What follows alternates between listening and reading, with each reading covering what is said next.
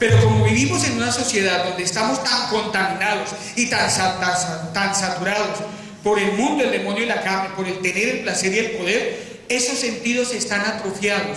¿Y cómo los vamos a empezar a desatrofiar, a descontaminar? Con la ayuda del Espíritu Santo. Porque todo lo de Dios se entiende es desde Dios, no desde la inteligencia humana. Entonces María empieza a captar esto. Dios le está pidiendo un favor, le está delegando una misión. Acoja a Jesucristo. ¿Cómo será eso si yo no conozco a Aarón? Tranquila, amiga, la sombra del Espíritu te cubrirá. Por eso el fruto de tu vientre, ese hijo que va a nacer, se llamará Santo. Si nosotros le pedimos al Señor que nos dé su Espíritu Santo, ¿cuál será el fruto de nosotros? La santidad. ¿Sí entiende, Cristo? Tú eres llamado a ser santo, y tu familia desde ti, al igual que cada uno de ustedes, todos los que están aquí presentes. Hay gente que uno le dice Santa Leticia, ay padre, no, ni se le ocurra eso. ¿Y por qué se les hace tan extraño que uno les diga santo? Precisamente porque no comprenden qué es lo que Dios quiere que nosotros seamos. Dios quiere que nosotros seamos santos. ¿Y qué dice que nos hace santos? ¿Nosotros? ¿Nuestras virtudes?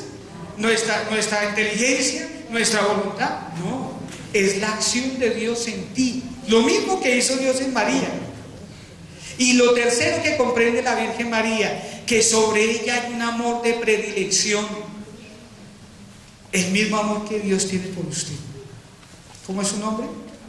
Carlos, para no molestar tanto al cristiano.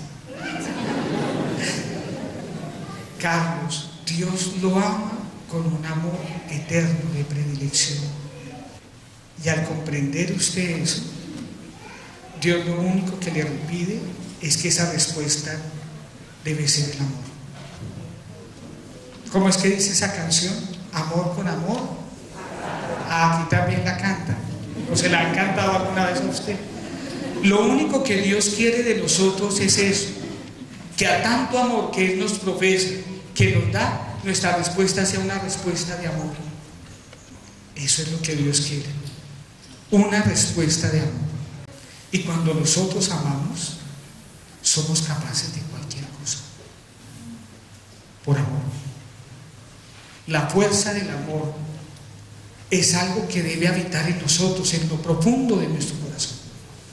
Y por eso la Virgencita María, a pesar de sus 13, 14 años, dijo sí. Ella sabía a qué se estaba arriesgando y qué le iba a pasar a la Virgen María. ¿Cuál era el riesgo que corría ella? ¿Ser qué? La apedreaban hasta matarla. Ese era el castigo cuando una mujer resultaba embarazada sin estar casada, porque había cometido adulterio. A ella no le importó eso. ¿Por qué? Porque ella tenía la certeza, no la fe, sino la certeza de que todo un Dios le había pedido ese favor, acoger a su hijo. Para Él nada es imposible. ¿Y por qué me lo pide Dios? Porque me ama. Y eso es lo que cada uno de ustedes hoy día, en el día del cumpleaños de la Virgen María, eso es lo que nosotros debemos comprender también en nuestra vida. Nosotros estamos aquí no porque tengamos ningún mérito, sino porque Dios así lo ha querido. Leprujo. ¿Y qué quiere decir ese leprujo? Traducido textualmente, porque le dio la gana. No porque ustedes tengan virtudes, no porque yo las tenga. Dios nos escogió simplemente porque se le dio la gana. ¿Y por qué? Porque Él sabe que ustedes y yo lo necesitamos. ¿Y cuál es el error? Que hay mucha gente que no siente necesidad de Dios.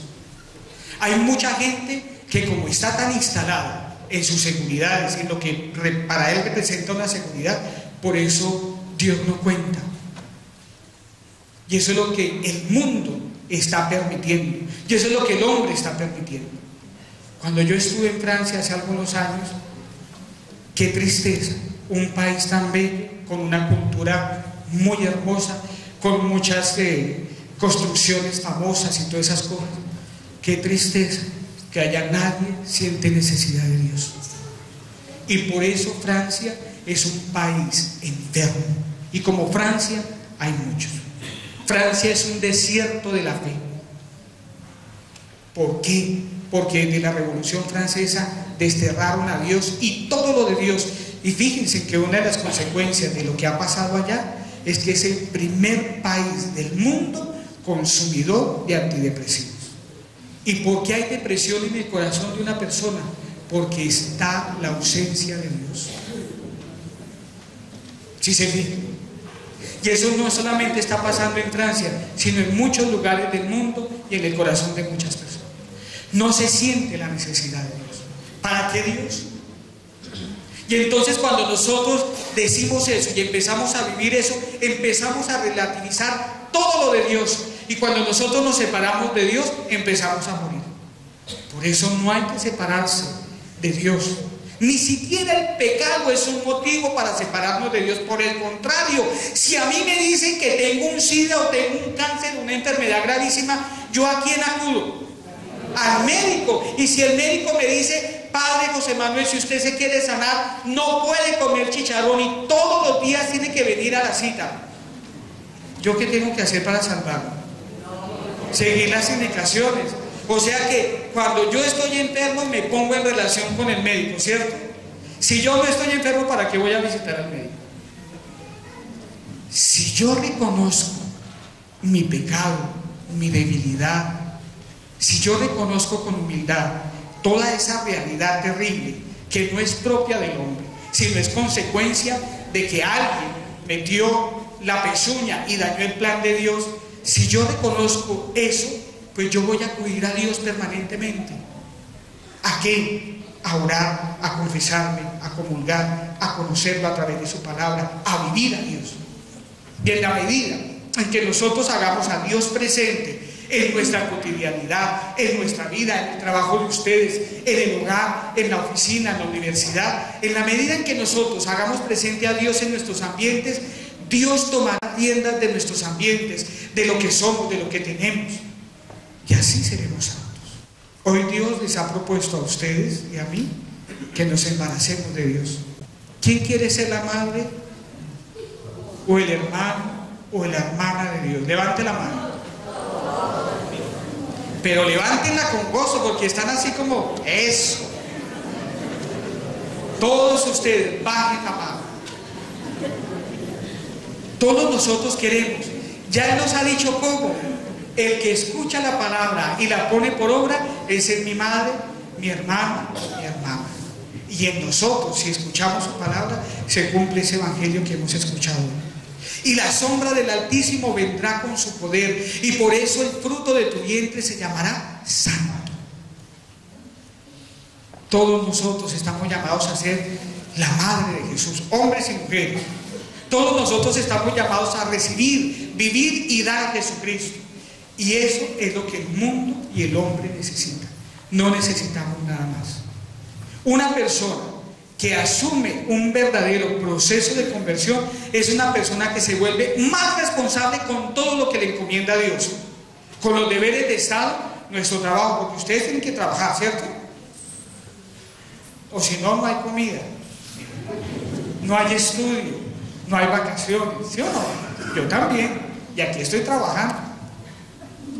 Todos nosotros debemos trabajar, pero ¿por qué? ¿Para qué? ¿Para tener? ¿Para hacernos cada vez más ricos? ¿Para tener más seguridad? ¿Para qué trabajan ustedes? ¿Ah? Bueno, para servir a Dios, pero ¿cómo? ¿Ah?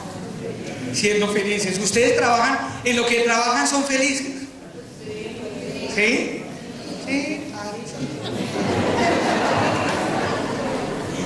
Hay otros que hacen como los perritos que están en el carro, ¿no? ¿Sí han visto esos perritos? Que tienen como una sonrisa y va haciendo así. Así es mucha gente que dicen sí, pero no saben a qué le dicen sí. Entonces ustedes hoy hacen parte del grupo que ya son conscientes. ¿Qué es lo que Dios quiere de ustedes? A veces uno comete muchas bobadas en la vida porque uno no es consciente. Cuando ustedes se casan inconscientemente, no viven como casados, siguen viviendo como mal solteros. Cuando yo soy sacerdote y soy inconsciente de lo que eso significa, soy un mal sacerdote. Cuando un profesional se ha hecho profesional solamente por esto, es un mal profesional. Entonces, hay que ser conscientes de que Dios nos está llamando a todos nosotros maravillosamente, a pesar de nuestras debilidades, a pesar de nuestras torpezas, a que recibamos a su Hijo Jesucristo. A que este milagro de la Anunciación sea un milagro también en tu vida, como lo hizo la Santísima Virgen María. Por eso no hay que tener miedo, ni hay que ponerle obstáculos a Dios, pero sí lo que hay que ser es muy... ¿Qué? ¿Qué?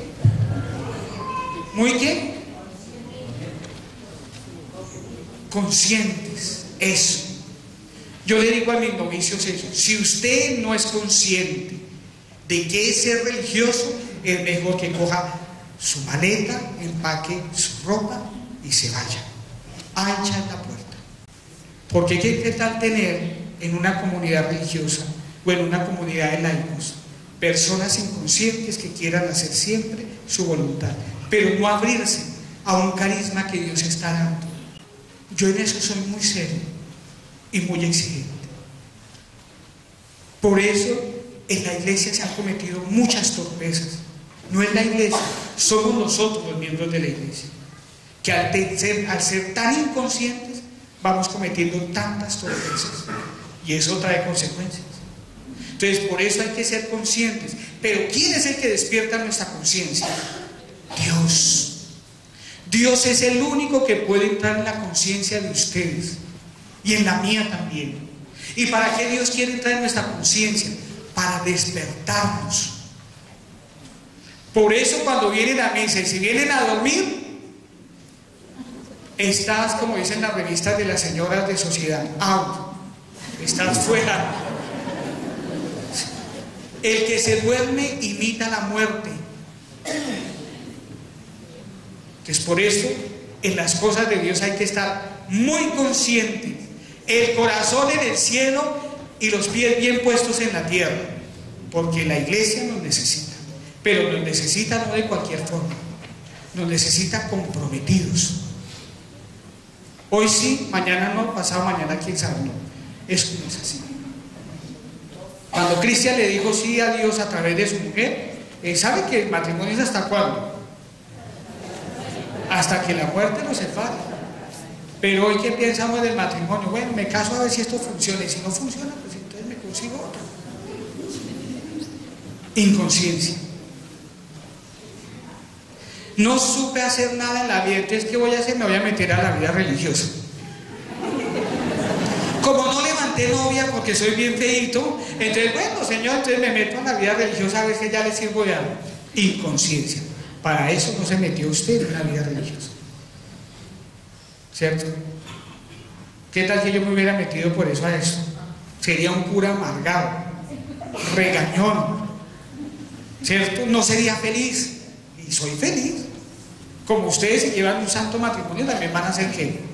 Felices en su profesión que ustedes mismos escogieron porque nadie se las puso. ¿O sí? ¿Alguien les impuso ser de la marina? No, ustedes quisieron, ¿sí o no? Y allá tenían que levantarse y hacer ejercicio y bueno, todo lo que les pusieron a hacer, ¿o no? Y de pronto dar con un capitán así bien terrible, ¿sí o no? Que les exigía. Y eso todo usted lo aguantó, ¿por qué? ¿Ah? ¿Por qué aguantaron los que están arriba esa vida militar? ¿Ah? ¿Por qué? Porque les gusta, porque la aman, ¿cierto? Entonces cuando uno ama algo, uno se somete a todo lo que hay. Si yo amo a mi mujer, le voy a ser fiel toda la vida, así ella esté después como una uva pasa.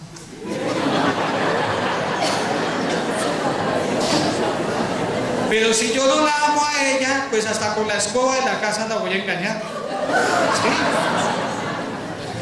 El amor tiene esa característica. Si yo amo la vocación que Dios sembró en mi corazón para llegar a ser santo, porque queridos hijos, a través del matrimonio, Dios los invita también a alcanzar la santidad. Si yo acepté todo esto de la vida religiosa por amor, el fruto va a ser que voy a ser santo. Lo mismo Leticia y el grupo que la acompaña, aunque haya momentos difíciles, porque un matrimonio en Dios no quiere decir que no haya problemas, ¿o sí? Claro que hay problemas. La vida sin problemas sería muy harta, muy aburrida. La vida religiosa o la vida comunitaria también es difícil, pero cuando uno no es obediente, la hace más difícil. Cuando uno no es fiel, la hace más difícil, ¿cierto? Entonces, queridos hijos, hoy Dios les está pidiendo a ustedes, a través de la Santísima Virgen María, la Reina de la Paz, a ustedes y a mí, esas tres cosas. Que creamos en esas tres cosas. Que Dios nos está pidiendo un favor, nos está delegando una misión. ¿Cuál? Recibir, vivir y dar a Jesucristo. Segundo, que aunque para ti sea imposible, para Él no hay nada imposible. Y tercero, ¿por qué? Porque sobre ti hay un amor de predilección. Bien clarito, ¿cierto? Ahora, queridos hijos, a vivir esto. Ese es el compromiso. Si tú quieres, esto es para vivirlo. Por eso Leticia y los apóstoles de la Virgen y todos ustedes que los han venido a acompañar, y a mí que me han traído desde tan lejos, todos nosotros debemos ser vivientes.